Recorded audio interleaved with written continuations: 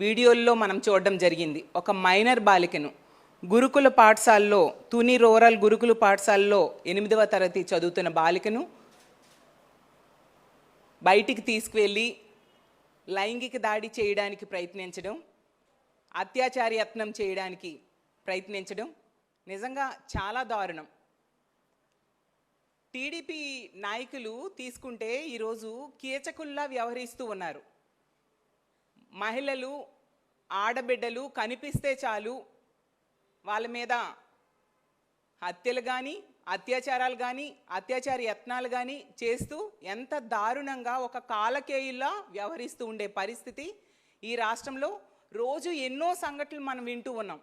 ఈరోజు తీసుకుంటే రోజుకి 70-80 సంఘటనలు మహిళల మీద అఘాయిత్యాలు జరుగుతున్నాయి. గంటకు 3-4 సంఘటనలు జరుగుతున్నాయి.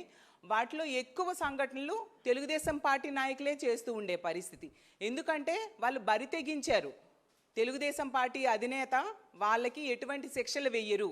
ఈ రాష్ట్రంలో కూటమి ప్రభుత్వం అధికారంలోకి వచ్చాక మహిళల మీద ఇలాంటి అఘాయిత్యాలు చేసే వాళ్ళకి ఎటువంటి శిక్షలు ఉండవు అని ధైర్యంతో ఈ విధంగా వాళ్ళు వ్యవహరిస్తూ ఉండే పరిస్థితి. తునిలో జరిగిన సంఘటన తీసుకుంటే గురుకుల పాఠశాలలో 8వ తరగతి చదువుతున్న బాలిక. అసలు గురుకుల పాఠశాలలో అమ్మాయిల్ని ఇలా ఎలా పంపిస్తున్నారు? ఈ కూటమి ప్రభుత్వంలో ఆడబిడ్డలకు రక్షణ లేదా? తీసుకుంటే సాక్షాత్తు మహిళా హోంమంత్రి, ఒక మహిళా హోంమంత్రిగా ఉన్న రాష్ట్రం, ఆమె సొంత నియోజకవర్గానికి పక్క నియోజకవర్గం, అందులో ఒక బాలికకి ఎలాంటి సంఘటన జరిగింది? ఆ నియోజకవర్గానికి ఎమ్మెల్యే కూడా ఒక మహిళ, పక్కనే ఉన్న నియోజకవర్గానికి కూడా ఎమ్మెల్యే మహిళ, చుట్టుపక్కలంతా మహిళలే ఎమ్మెల్యేలుగా ఉన్నారు, ఒక ఆమె హోమ్ మినిస్టర్గా ఉన్నారు. అయినా బాలికలకు రక్షణ లేదు. ఏం చేసినా బాలికల మీద అఘాయిత్యాలు చేసినా ఏం చెయ్యరు ఈ ప్రభుత్వం అని ధైర్యం తెలుగుదేశం పార్టీ నాయకులకి. చూస్తే పవన్ కళ్యాణ్ గారు మంత్రిగా ఉన్న సొంత జిల్లా, అలాగే జనసేన ఎంపీగా ఉన్న జిల్లాది. ఎంత దారుణమైన సంఘటనలు వినాల్సి వస్తుందో అసలు ఇవన్నీ చూస్తుంటే ఎలాంటి ప్రభుత్వంలో ఉన్నారా ప్రజలు అనేసి భయమేసే పరిస్థితి. ఈరోజు తీసుకుంటే ఆ వ్యక్తి తెలుగుదేశం పార్టీ నాయకులకి చాలా సన్నిహితుడు. అతని కుటుంబం అంతా కూడా తెలుగుదేశం పార్టీలో ఉండడం జరిగింది. అతని కుటుంబ సభ్యులు, అతను తెలుగుదేశం పార్టీ నాయకులతో ఉన్న ఫోటోలు కూడా మనం చూడడం జరిగింది. యాక్చువల్గా ప్రభుత్వంలో ఉండే వాళ్ళకి బాధ్యత ఎక్కువ ఉంటుంది. వాళ్ళు రక్షణ ఇవ్వాల్సిన బాధ్యత, ఓట్లేసి గెలిపించారు ప్రజలు కాబట్టి ప్రజలకి రక్షణ ఇవ్వాల్సిన బాధ్యత ప్రభుత్వంలో ఉండే వ్యక్తులకి ఎక్కువ ఉండాలి. కానీ ఈ కూటమి ప్రభుత్వంలో తీసుకుంటే అలాంటి బాధ్యత లేదు సరికదా, వాళ్ళే ఇలాంటి అఘాయిత్యాలకి పాల్పడుతూ ఉన్నారు. ఈరోజు తీసుకుంటే కల్తీ మద్యం తయారు చేస్తున్న వాళ్ళు టీడీపీ వాళ్ళే, మహిళల మీద అఘాయిత్యాలు చేస్తున్న వాళ్ళు టీడీపీ వాళ్ళే, మహిళల్ని హత్యలు చేస్తున్న వాళ్ళు టీడీపీ వాళ్ళే, మహిళల మీద అత్యాచారాలు చేస్తున్న వాళ్ళు టీడీపీ వాళ్ళే.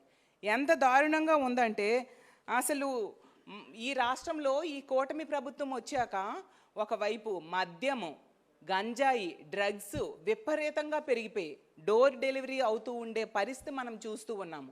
ఏమంటే చంద్రబాబు నాయుడు గారు మహిళల మీద ఎవరైనా చేయి వీస్తే అదే వాళ్ళకి చివరి రోజు అంటారు.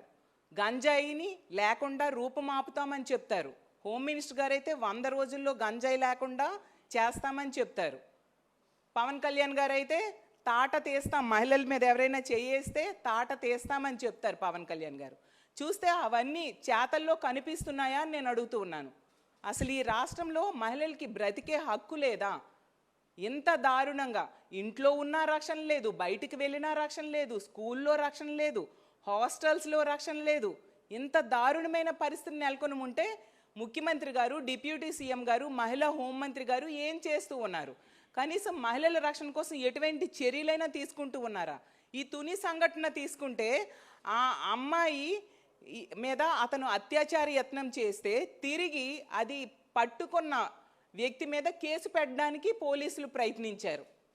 అంతేకాకుండా పోలీసులు చెప్తారట పట్టుకున్న వ్యక్తి మీద తిరిగి పోక్సో కేసు పెడతామని బెదిరిస్తున్నారట. మా వైఎస్ఆర్ కాంగ్రెస్ పార్టీ నాయకులు ఆ వ్యక్తికి శిక్షించాలని గట్టిగా ప్రెషర్ పెట్టేంత వరకు కనీస చర్యలు తీసుకోలేదంట. పట్టుకున్నా కూడా పోలీస్ స్టేషన్స్, అంటే కేసుని డైల్యూట్ చేయడానికి పోలీస్ స్టేషన్స్ చుట్టూ తిప్పడం అంట.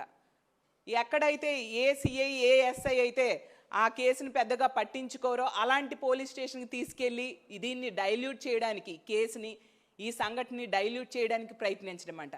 అంటే ఎంత దారుణమైన పరిస్థితులు ఈ రాష్ట్రంలో నెలకొని ఉన్నాయో మనం అర్థం చేసుకోవచ్చు. ఎంత ఘోరం అంటే ఈ కూటమి ప్రభుత్వం అధికారంలోకి వచ్చాక 9% రేట్స్ పెరిగాయి, 4% క్రైమ్ రేట్ పెరిగింది. అంటే ఎంత ఘోరంగా మహిళల రక్షణ, ప్రజల రక్షణ కూటమి ప్రభుత్వం గాలి కొదిలేసింది అనే విషయం మనం అర్థం చేసుకోవచ్చు.